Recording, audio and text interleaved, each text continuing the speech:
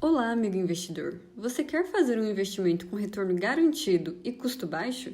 Então dá um confere na descrição.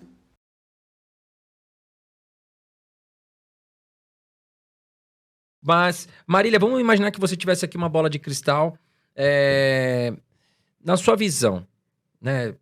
Primeiro, quem ganha essas eleições? Eu não vejo uma terceira via. Você enxerga uma terceira via? Acho difícil. Difícil, né? Com esses candidatos, acho difícil.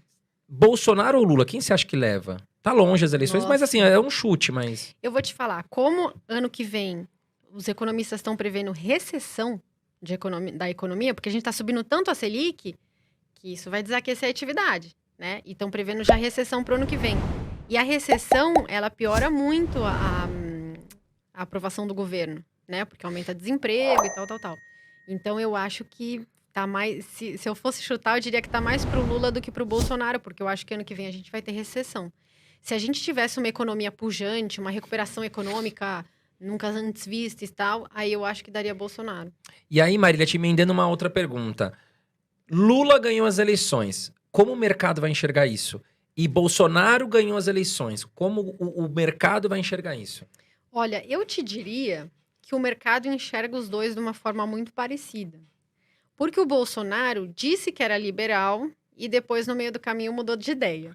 O Lula, no começo, no primeiro mandato dele, ele disse que era de esquerda e fez um mandato liberal, né? Ele colocou lá o Meirelles, fez um superávit primário, né? Assim, reduziu os gastos, então ele fez um bom primeiro mandato. Então, assim, ambos os candidatos são, de certa forma, eles entendem que é importante você ter uma estabilidade econômica, mas eles estão dispostos a fugir aí da linha do razoável, se necessário, de uma forma, se necessário para a política, né? Então, o mercado, eu te diria que ele não gosta de nenhum dos dois.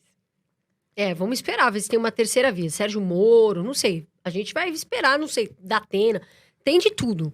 O que a gente quer é que o Brasil voe. E a gente acredita nos brasileiros. E é isso que a gente vem falando. E a gente vem falando educação financeira, finanças, para que você se prepare antes, meu amor, aí da chuva chegar. Agora, Marília, me fala uma coisa. Essa questão dos precatórios. Todo mundo tá falando, inclusive hoje eu acho que tem o segundo turno aí, né, da votação.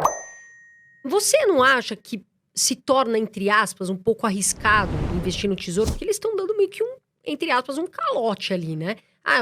Foi o que o André falou, né? Devo, não nego, pago quando puder. Pode ser arriscado, na sua opinião, investir no tesouro? Acho que no tesouro não. Acho que são, assim, até o próprio governo valoriza bastante o fato de do tesouro ser algo que precisa ser muito respeitado, porque envolve todo o financiamento da dívida pública.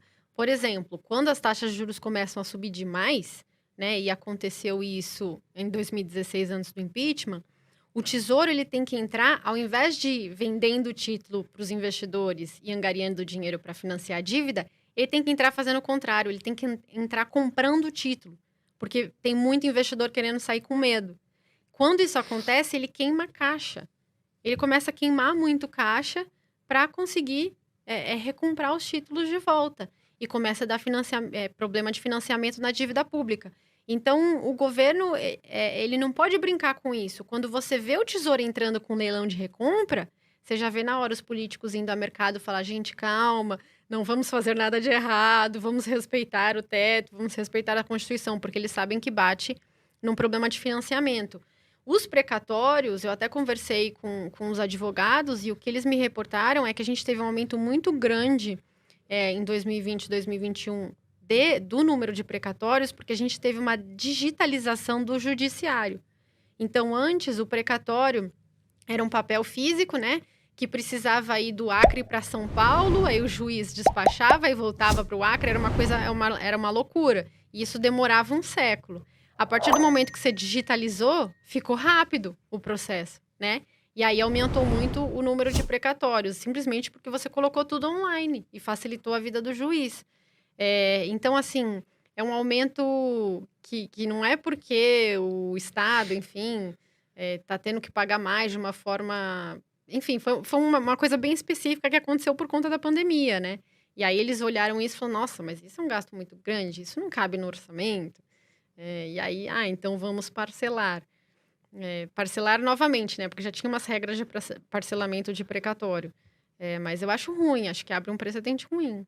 Vamos ver onde vai parar isso daí, né?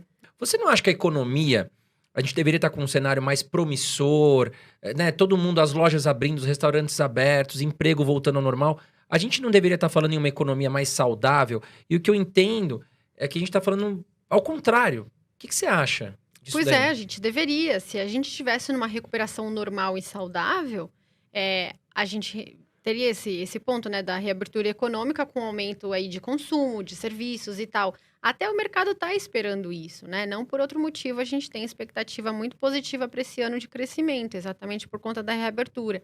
Agora, chega uma hora que a inflação é tão alta e os juros são tão altos que eles impedem a retomada do crescimento. Porque daí as pessoas que iam investir não vão mais investir. A inflação come o poder de compra das pessoas, então elas não podem consumir tanto quanto elas consumiam antes. E aí você coloca uma série de problemas. E ainda tem o fato de que é ano eleitoral, e aí os investidores não investem em ano eleitoral, nem os gringos. Eles evitam países em ano eleitoral para entender, né, o que vai acontecer e para depois investir. Então, acho que a gente fez coisas assim tão erradas nesse meio do caminho que comprometerão o crescimento do ano que vem. Tanto que o crescimento para 2022 no Focus, né, no relatório lá dos economistas, era esperado para 2,5% no começo desse ano e hoje já está 1,10%. E está caindo, vai continuar caindo até 0 isso aí. Muito obrigado por assistir até aqui. Estes são alguns vídeos que vão potencializar seus investimentos.